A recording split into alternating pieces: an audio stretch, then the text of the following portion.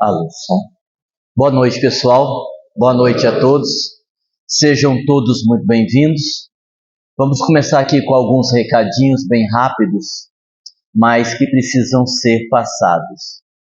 Esse primeiro recado, o pessoal aqui da casa já sabe, é mais para o pessoal da internet, que colaborou muito com a gente com a venda da rifa do carro, que estava sendo aí vendido pelas instituições de Votuporanga.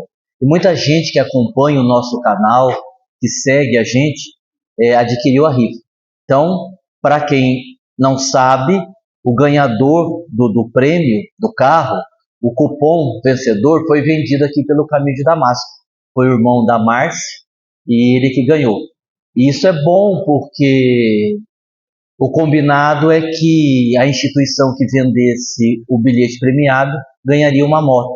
Então, o centro ganhou uma moto. Então, isso é muito bom, né? Então, a gente tem uma moto aí que a gente ganhou com isso, certo? Segundo aviso. É uma coisa importante que de vez em quando tem acontecido e não pode acontecer. A gente tem visto, às vezes, parentes de trabalhadores passando na frente do claustro. Os trabalhadores que estão trabalhando podem entrar a hora que quiserem para a cirurgia espiritual no decorrer do atendimento. Mas irmão, pai, filho, mãe, sogro, primo, o diabo que for, pega a ficha e senta aqui e segue, tá? A menos que esteja operado, morrendo, com a barrigada para fora, aí é outra coisa, tá? Então, assim, é o tipo de aviso que a gente não precisava estar dando, mas a gente está dando porque vez ou outra tem acontecido e não pode acontecer, né? Nós, trabalhadores, temos que dar o exemplo. Se for para a gente dar um mau exemplo, como é que fica? Certo? Então, lembrete feito, tá? Pegamos ficha e ficamos na fila, a menos que por alguma razão o Dr. Klaus tenha autorizado. Aí é diferente. Por um motivo X, um motivo Y, o Klaus autorizou. Aí é outra coisa. Fora isso, pegamos ficha e sentamos na cadeira. Isso não pode acontecer, tá certo? Para as pessoas da internet que ficam nos perguntando, e eu fico muito feliz com isso, a gente vai passar aqui rapidamente, bem rapidinho, as datas de palestra dos próximos dias e do próximo mês, para as pessoas poderem acompanhar no presencial. No dia 16, 17 e 18 de maio, a gente vai estar fazendo palestra em São Paulo, capital, 3 dias. No dia 31 de maio, em São Pedro da Aldeia, Rio de Janeiro. No dia 14, 15 e 16 de junho, São Paulo novamente. No dia 20, 21 e 22 de junho, Eunápolis, na Bahia, um evento em parceria com o querido Lindomar. Em 5 de julho, Catanduva, e 18, 19 e 20, Aracaju novamente, um novo evento em parceria com o querido Lindomar. Então são mais ou menos aí essas datas, pessoal que quer acompanhar, que vai nas nossas palestras. Bom, vamos fazer a nossa prece então. Os avisos eram só esses.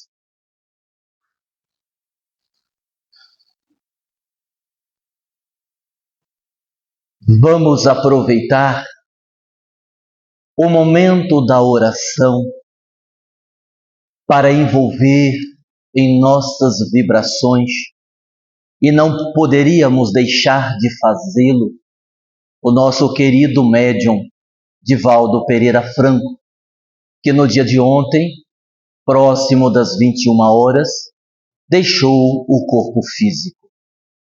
Um homem que desenvolveu a sua tarefa aqui na Terra, que seja na psicografia dos livros, como tribuno que foi na divulgação da doutrina espírita pelo mundo todo, e pela sua imensa obra social, na qual por décadas acolheu milhares e milhares de crianças no Pau da Lima, em Salvador. Um homem que dedicou mais de 70 anos da sua vida à mediunidade.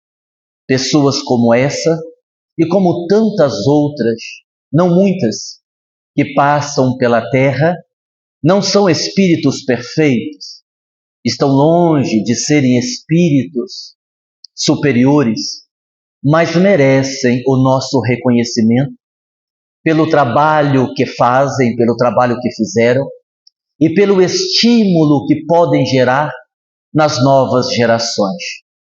Então, neste momento de oração, para início das nossas atividades, que o médium receba estas nossas energias de gratidão pelo belíssimo exemplo que deixou de humanidade e de socorro ao próximo.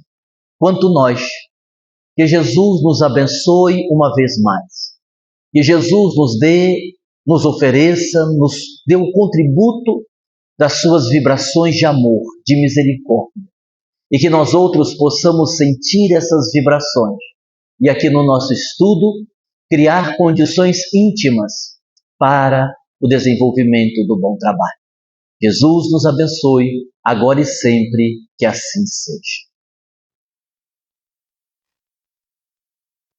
Hoje nós vamos fazer um estudo com base no Livro dos Espíritos, a partir da pergunta 172, Encarnação nos diferentes mundos.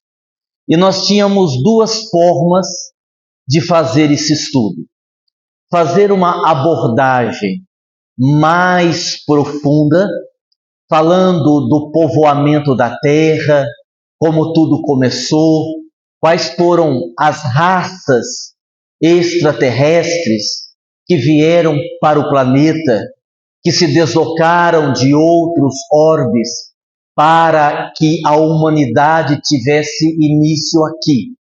E nós traríamos um estudo um pouco mais complexo, um pouco mais difícil de entendimento.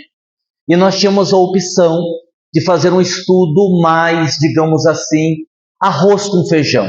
Um estudo também importante, mas sem abordagens mais complexas.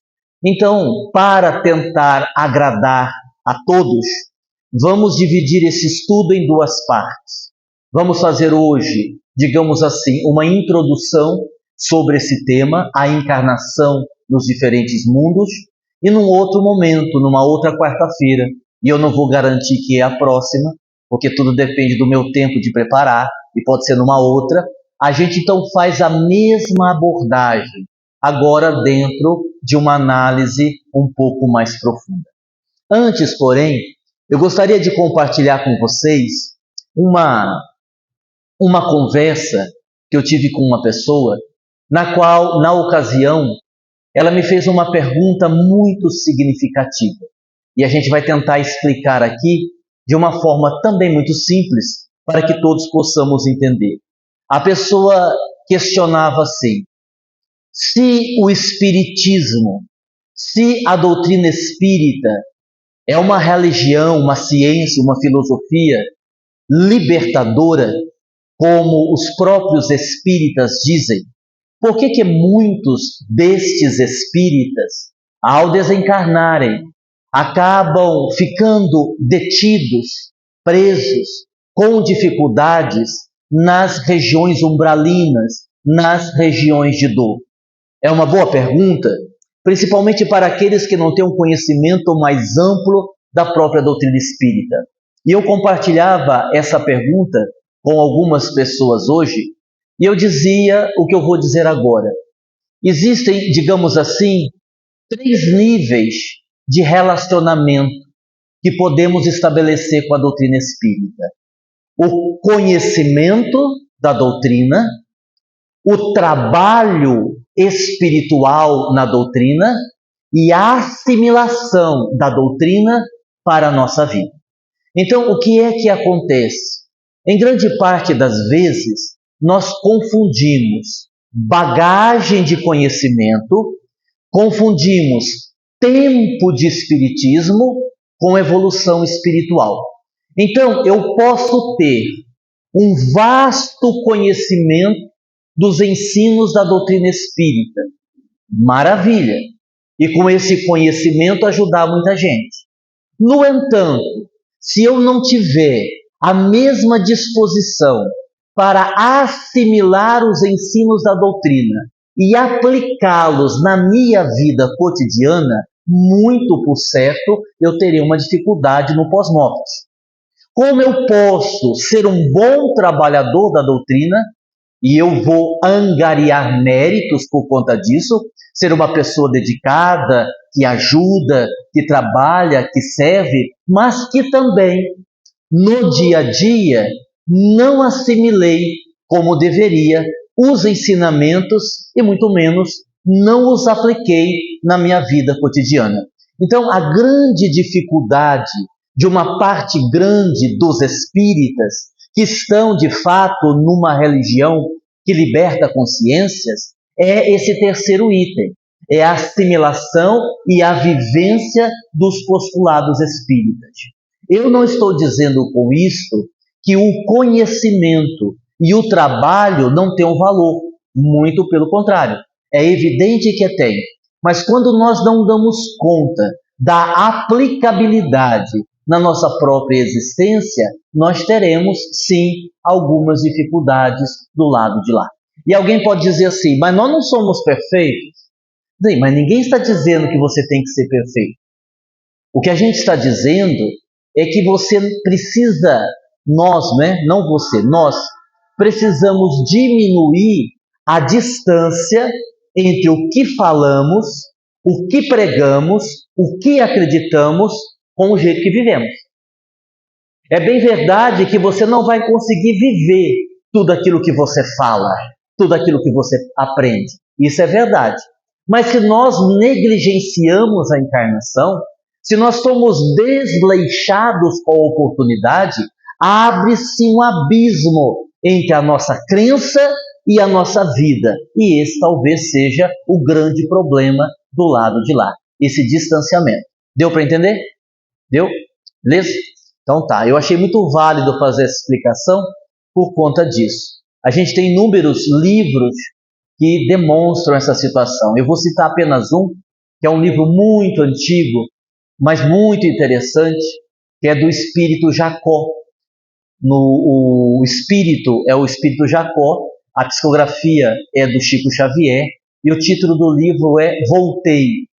Jacó, que foi espírita, doutrinador, dirigente, conhecedor profundo da doutrina espírita, não foi para o umbral, não ficou numa região de sofrimento, porém teve sérias dificuldades do lado de lá na adaptação, porque ele se viu em algumas situações em que ele não conseguiu corresponder. Inclusive, estando no plano espiritual, ele ouviu de um obsessor. Aliás, o obsessor que ele doutrinou várias vezes na sessão.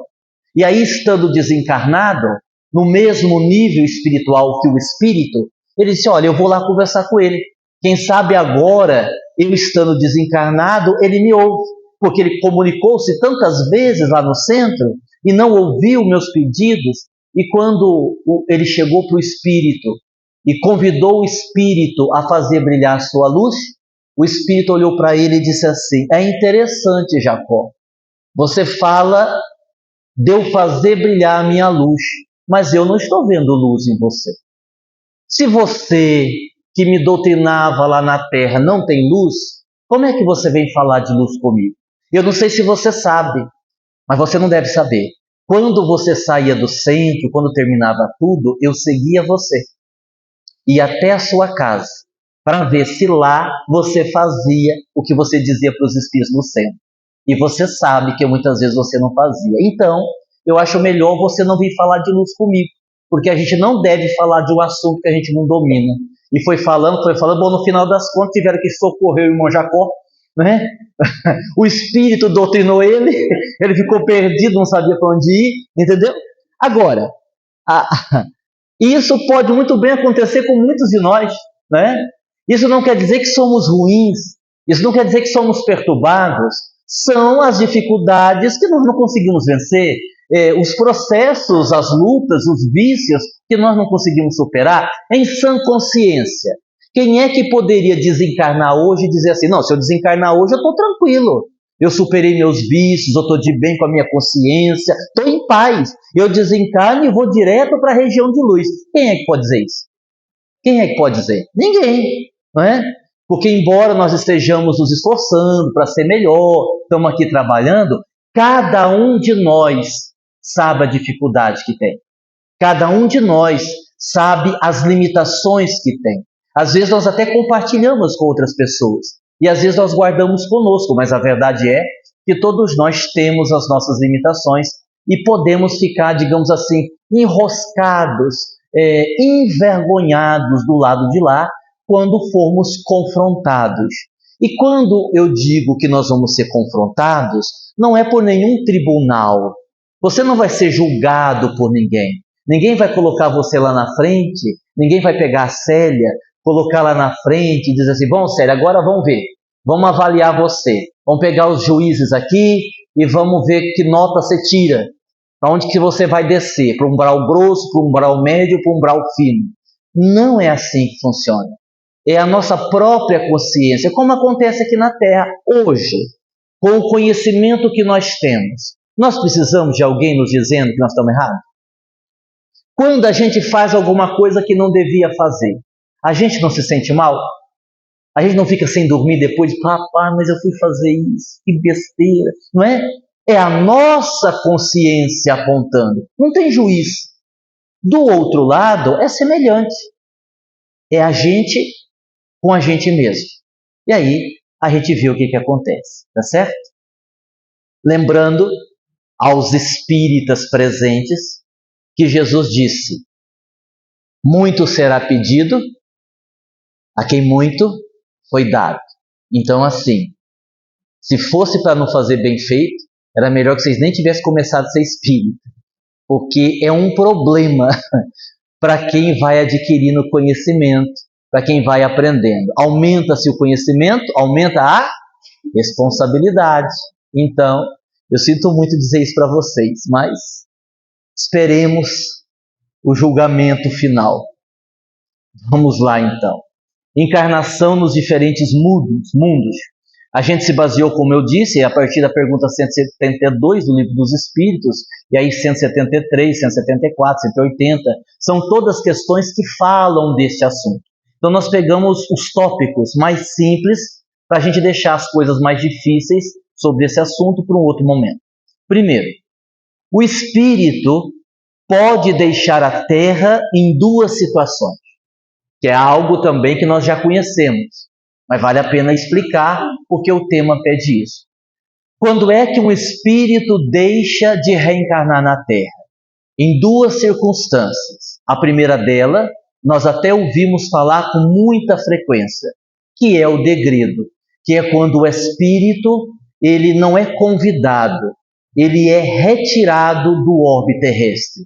E a gente sempre usa a expressão daquele aluno que não aproveitou os ensinamentos do professor, daquele aluno que negligenciou, daquele aluno que não tirou nota e por conta disso, entre aspas, não passou de ano. O espírito recambiado para outro planeta é aquele espírito que não soube aproveitar a sua encarnação. E esse degredo, esse remanejamento dos espíritos para outros orbes não é de agora.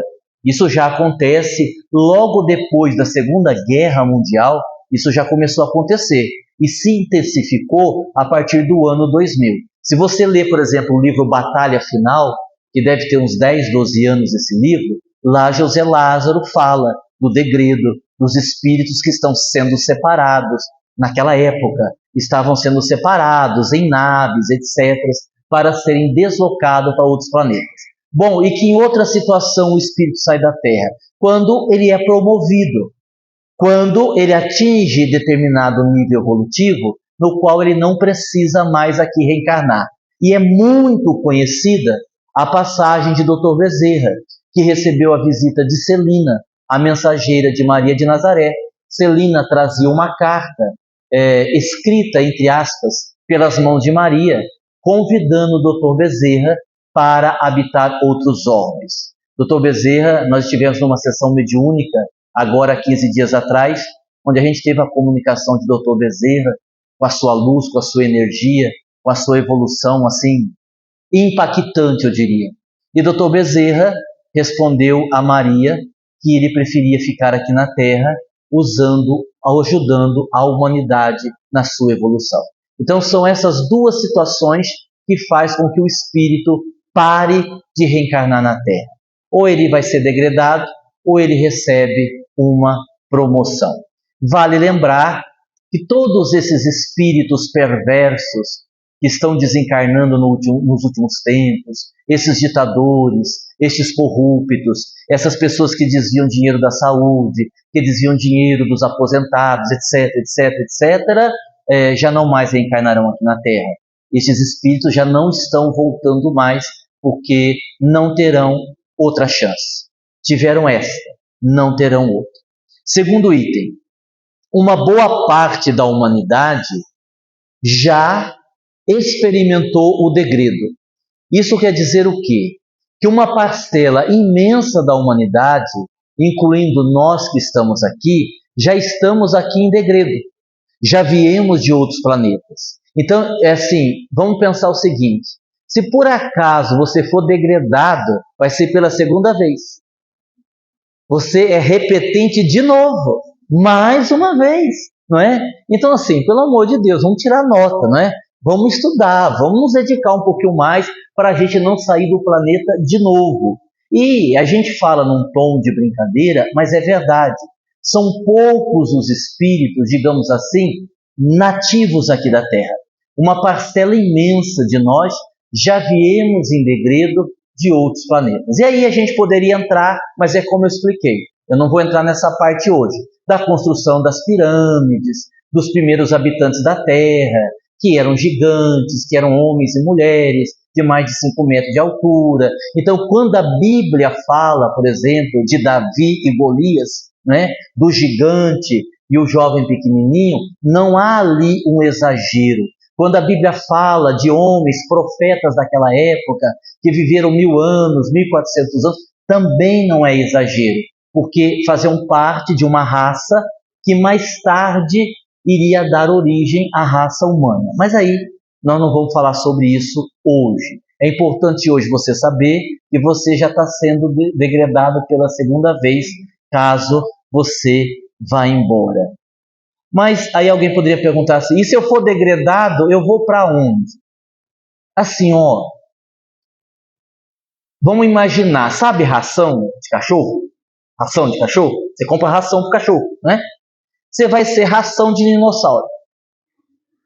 Só para você ter uma noção do lugar agradável que você vai.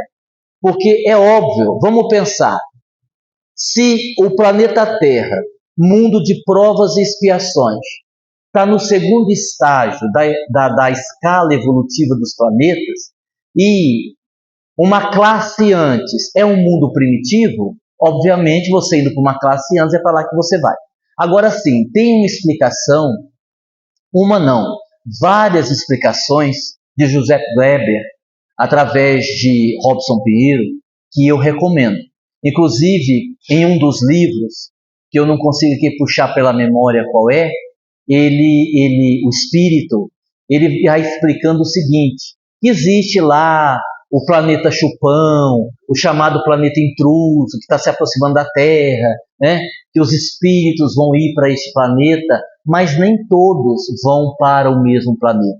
De acordo com os erros que cometeram, com a ficha kármica, com o nível intelectual, com base em todo o seu histórico, os espíritos que estão saindo da Terra irão para planetas diferentes e não apenas para um planeta, certo? Terceiro, os corpos dos espíritos reencarnados em outros planetas não se assemelham aqui à Terra. Vocês já assistiram? Imagem simbólica, tá? Mas é perto da realidade. Vocês assistiram? Porque esses velhos tudo que tem aqui parece um centro da terceira idade. Vocês devem ter assistido Os Homens de Preto. Sim ou não? MIB e Os Homens de Preto. Assistiram Os Homens de Preto? Pois é. Vocês lembram do filme? Viam seres de outros planetas, aí um era pequeno, outro era grande, um tinha 6 braços, outro tinha 6 pernas, 3 olhos. Vocês lembram mais ou menos disso? Se você estiver falando da galáxia, do universo, é exatamente assim. Essa característica humana, ela é própria da Terra. Se a gente um dia se deparar com um ET, você está chegando na sua casa, lá está entrando com o carro, tem um ET lá pedindo esmola, pedindo um copo d'água, com certeza vai ser diferente. Não vai ser esta configuração. Tem lá a mãe de Chico Xavier, no livro Cartas de uma Morta, eu acho que é Saturno que ela visitou, eu não lembro de cabeça. Se alguém me lembrar, pode me socorrer aí. Acho que é Saturno, onde ela fica horrorizada. Na percepção dela de humana, ela diz que eles são horrorosos, que eles são feios, que eles não têm beleza, na percepção humana. Então, é estranho a gente pensar assim, né? Mas é lógico, tem uma lógica. Se você está falando de seres que nunca habitaram a Terra, você tem, por exemplo, quer ver? Vou entrar um pouquinho nisso. Joseph Kleber conta que há planetas em que os seres vivem no interior da Terra. A vida não é na superfície, é no interior da Terra. Por isso que determinadas sondas passam por lá e não detectam nada. Existem planetas em que os habitantes são tão evoluídos que o corpo físico é tão sutil que é invisível aos olhos humanos. Mesmo que você olhe, você não percebe. Existem planetas onde a maioria dos habitantes daqueles planetas habitam as águas e não em terra firme. E detalhe, não são humanos. E por que não são humanos? Porque nunca tiveram uma encarnação na Terra. Aí se você começa a ampliar essa ideia de galáxia, de universo e tudo mais, a gente até se perde, mas é encantador você pensar desta forma. Daí Jesus dizendo, há muitas moradas na casa do Pai. Certo? Vamos lá. Próxima. Há espíritos que farão todo o seu percurso evolutivo sem pisar na Terra. Jesus, do momento que foi criado até chegar à perfeição e se tornar Jesus, ele não teve nenhuma encarnação na Terra. Por quê? Porque a Terra ainda não existia. Porque nesses bilhões e bilhões e bilhões de anos que Jesus fez a sua trajetória evolutiva, a Terra ainda não existia. Tanto é verdade que Jesus colaborou para a elaboração desse planeta. Observe bem. Qual que é a idade da Terra? Quem lembra? 4 bilhões e alguma coisa, é isso? 5 bilhões, 5,5. A idade da Terra, 5 bilhões. Nesta época que a Terra estava sendo formada, Jesus já era Espírito perfeito. Dá para calcular de que Espírito nós estamos falando? Vocês conseguem imaginar um negócio desse? Há 5 bilhões de anos atrás, nós ainda provavelmente não havíamos sido criados. Alguém aqui devia ser uma pulga, um carrapato, algo dessa natureza. Na melhor das hipóteses, uma formiga, né? Jesus já era Espírito perfeito. Ele teve uma encarnação na Terra, mas não para sua evolução. Ele veio em corpo para colaborar com a humanidade no seu processo evolutivo. E aí tem toda uma explicação, tem toda uma polêmica, tem toda uma discussão sobre a virgindade de Maria, que eu também não vou entrar hoje. Se Maria realmente seria virgem, há quem diga que Jesus veio aí numa nave e realmente ele não nasceu de Maria, enfim. Nós não vamos entrar nessa discussão hoje, porque hoje eu disse que eu ia abordar a parte mais fácil da gente entender. Próximo. No degredo, o espírito, obviamente, vai ter restrições na manifestação da sua inteligência. Então, duas coisas que muita gente não entende. É importante dizer. Bom, se o espírito não regride, ele só evolui. Quando o espírito é retirado da Terra e enviado para um planeta teoricamente pior, houve uma regressão. Ele regrediu? Não, ele não regrediu. O que houve foi uma mudança de habitat. Pense assim, você tem grana, mora num bairro chique de Votuporanga. Aí você perde tudo. Aí você é obrigado a sair da sua mansão, vender o seu carro e vai morar num bairro pobre. Pergunta: mudou a sua carteira de identidade? Número do seu RG mudou? CPF mudou? Você deixou de ser você? Não. Você foi constrangido a mudar de lugar da sua moradia, mas você é o mesmo. Então, os espíritos degradados, eles não estão regredindo, eles estão indo habitar um outro planeta, porque não fizeram por merecer estar nesse. Bom, outra coisa, mas e a bagagem? O espírito não perde a bagagem intelectual, só que aí, reencarnando no mundo primitivo, o que vai acontecer? O cérebro primitivo vai impedir que o espírito use a sua inteligência. Aí ele vai usar a sua inteligência para quê? Para inventar o fogo, para correr atrás de animal, para matar e ter comida, para buscar água, para escapar dos seus algozes. É isso que muito espírito vai fazer. Eu daria tudo para ver alguns políticos fugindo de dinossauro, né, para não virar ração. É uma pena e talvez a gente não veja, né? Mas eu daria tudo. Então deu para entender essa parte? Podemos dizer outra coisa, fazer outra consideração. Há muitos mundos que são semelhantes à Terra. Então não há necessidade do espírito deixar de reencarnar na Terra para reencarnar em outro planeta.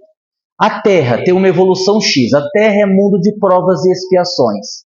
A Terra é mundo de provas e expiações. Pelo universo, existem milhares de mundos que são de provas e expiações.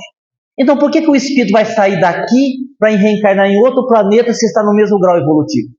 A não ser que ele tenha mérito e peça para se escapar da sogra, de pagar pensão alimentícia. Aí alguém tira ele, joga no outro planeta e ele escapa. Mas, do contrário, ele vai permanecer na sua evolução, no planeta que está, até que seja convidado a reencarnar em missão num planeta, ou vai ser tirado dali por não ter aproveitado o aprendizado. Vocês estão entendendo até aqui? Está bem claro? Tá, né?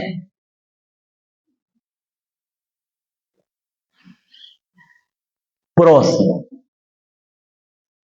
De uma certa forma, lá na pergunta 187 do Livro dos Espíritos, os benfeitores explicam a Kardec que a substância para a constituição do perispírito, ela é retirada do fluido universal de cada planeta.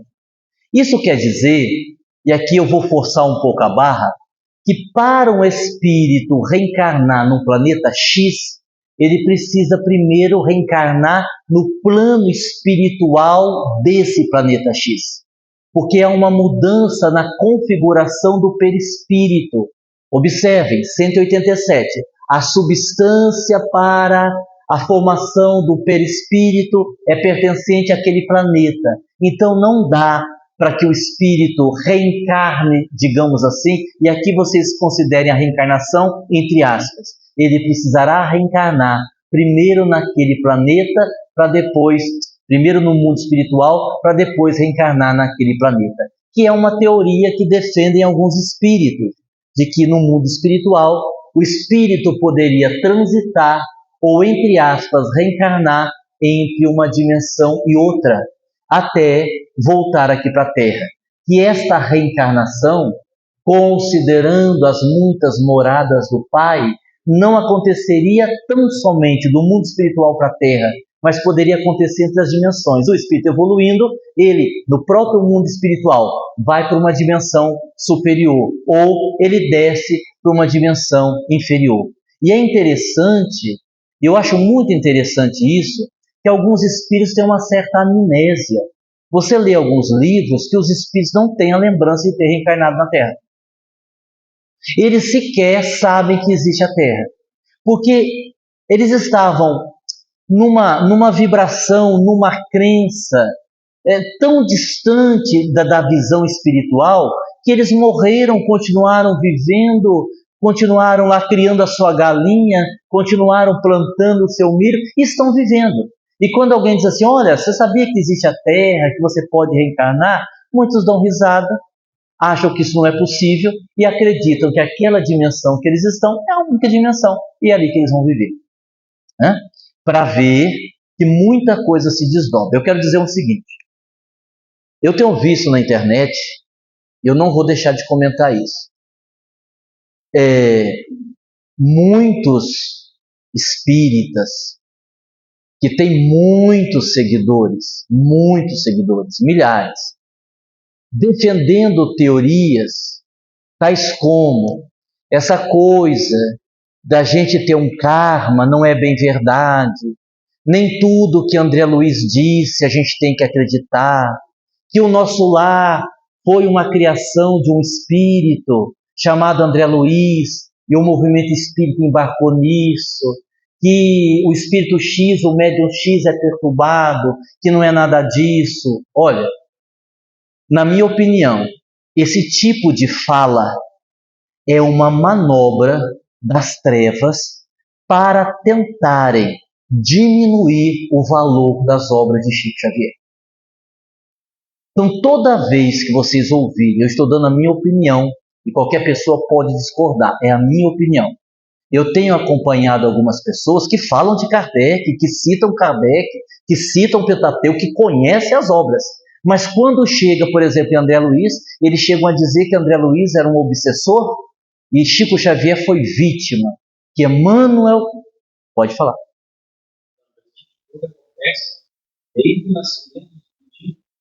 Ah, sim. Ah, sim. Se não, não, eu sei. É que eu não quero entrar aqui no fato histórico. Se a gente for falar da história do Espiritismo, aí a gente vai lá. De Husserl, os seguidores, os ustanguistas, que existe até hoje, aquela coisa, os opositores, essa manobra sempre existiu. E é natural que existisse, principalmente nesse período, muito mais do que hoje, porque a doutrina espírita estava nascendo. Então eu fico aqui imaginando o quanto os espíritos, porque os espíritos das trevas, os inimigos de Jesus, tinham conhecimento de que surgiria a doutrina espírita, que ela viria para trazer tanta coisa. Eu fico imaginando o movimento que eles tentaram fazer, e se a gente, quando estudar Allan Kardec, a gente consegue ver isso, as lutas que Kardec teve, os exemplares do Livro dos Espíritos Queimados, os opositores que ele teve dentro da própria Sociedade Parisiense de Estudos Espíritas. Para quem não sabe, a Sociedade Parisiense de Estudos Espíritas foi o primeiro centro espírita do mundo, fundado no dia 1º de abril de 1858. E lá no Livro dos Médiuns, no capítulo 30, você vai encontrar o regulamento da Sociedade Parisiense de Estudos Espíritas, a qual Allan Kardec esteve ali. Então, essa perseguição é desde que saiu o Espiritismo. Agora, hoje em dia, a gente percebe um movimento maior, um movimento mais intenso nesse sentido. Então, assim, a gente considera, para não ter dúvida, nossa referência, depois de Jesus. Jesus, primeiro. O espírita é, sobretudo, cristão. Primeiro Jesus. Maior referência, Jesus. Aí você tem Allan Kardec, o nosso codificador, e você tem Chico Xavier. Na minha percepção, Chico Xavier veio fazer na prática tudo que Kardec trouxe na teoria. É interessantíssimo isso, quando você olha para isso. Quando você compara Kardec e Chico, sem entrar no mérito se eles são o mesmo espírito. Não é isso que eu estou falando. Pega a obra de Kardec, você pega a obra de Chico, você tem em Kardec toda a diretriz principal, a base e depois o desenvolvimento dessa doutrina através, principalmente, da prática da caridade, que é o que nós precisamos. Desde a época que o Chico estava vivo, já existiam críticas em relação ao Chico, que ele dava muita ênfase ao lado religioso do espiritismo, aquela coisa de dar comida para pobre, aquela coisa de dar esmola, aquele negócio todo, que Chico deveria se dedicar mais à parte científica, à parte filosófica. Só que as pessoas se esquecem que os espíritos que estão na doutrina espírita são os piores possíveis, são espíritos perversos, são espíritos ruins, são espíritos arrogantes, são espíritos da pior espécie que existe. Se Chico não tivesse conduzido a doutrina espírita para o seu aspecto religioso, hoje nós estaríamos perdidos. Porque se for para ter espiritismo sem Jesus, não vale de nada. É apenas uma linda filosofia, uma linda ciência, com bases científicas, mas sem Jesus não adianta.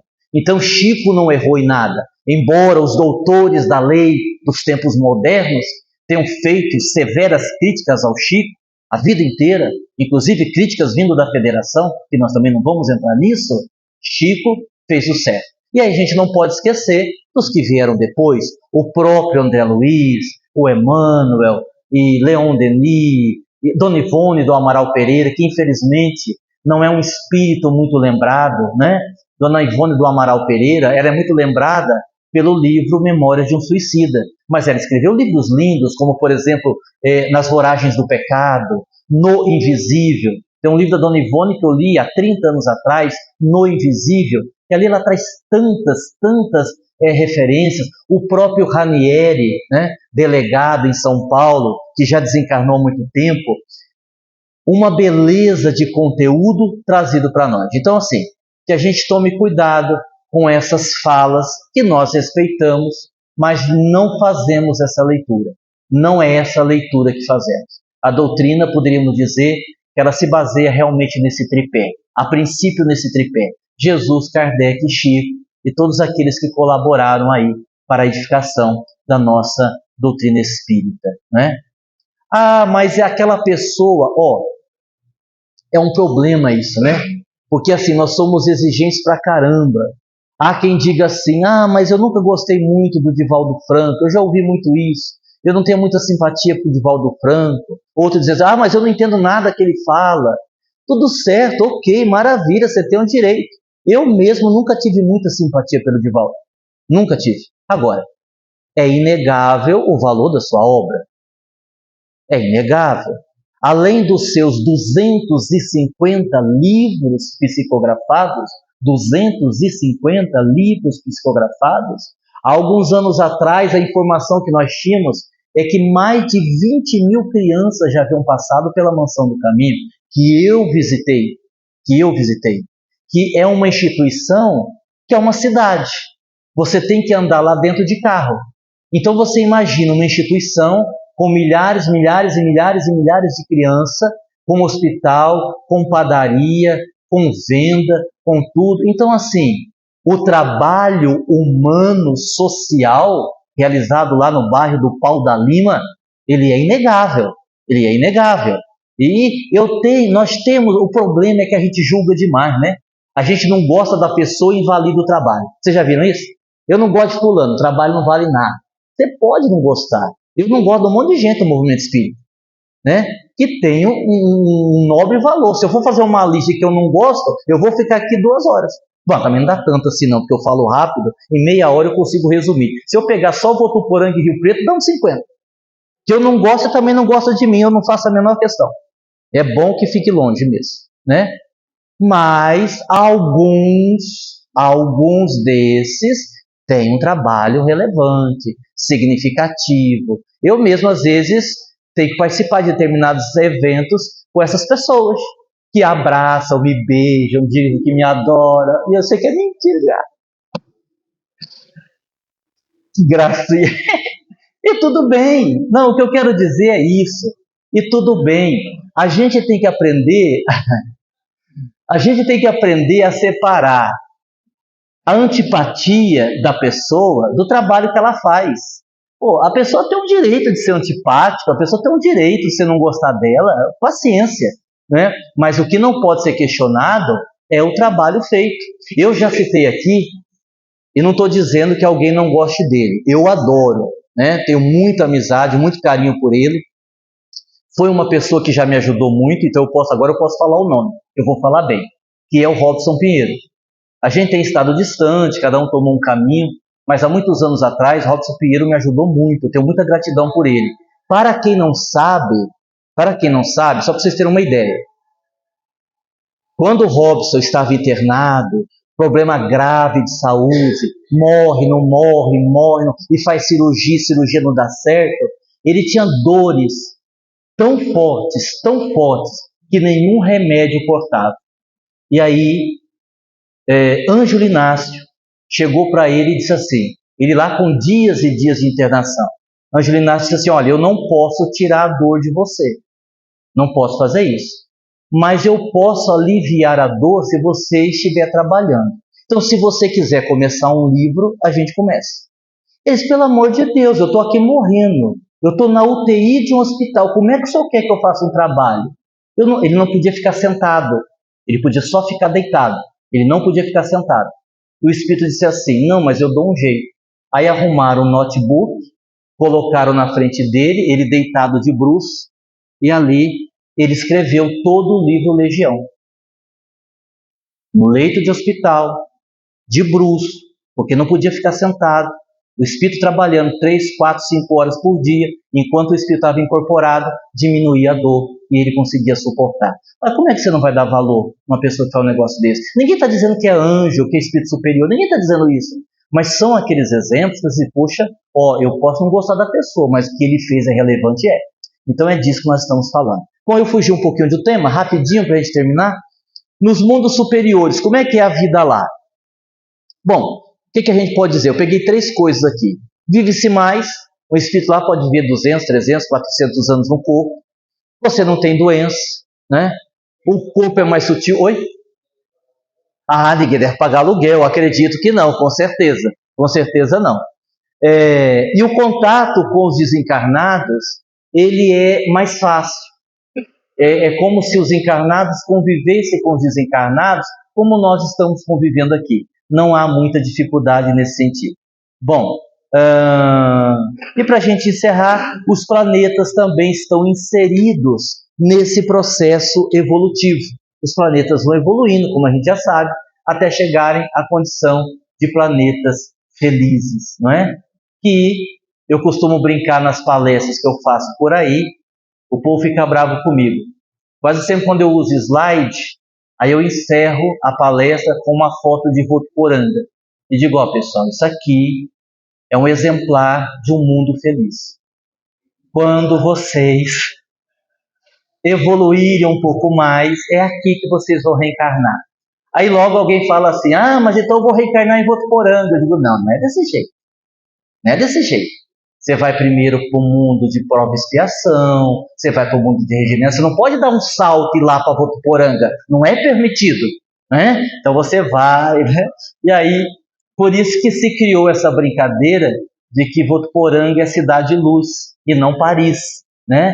E porque sempre vão me perguntar, toda vez que eu falo, e eu falo de propósito, porque eu sei que vão perguntar, eu digo, olha, Votuporanga é cidade de luz. E claro que alguém vai perguntar, e é por quê? Eu digo, porque lá só nascem espíritos iluminados, né? Então essa teoria tem ganhado vulto, as pessoas têm acreditado nessa tese. Tá aí uma coisa que vocês ouvirem, vocês podem acreditar, porque realmente Votuporanga é cidade de luz. Muita paz e muito obrigado, que Jesus nos abençoe e até o nosso próximo estudo.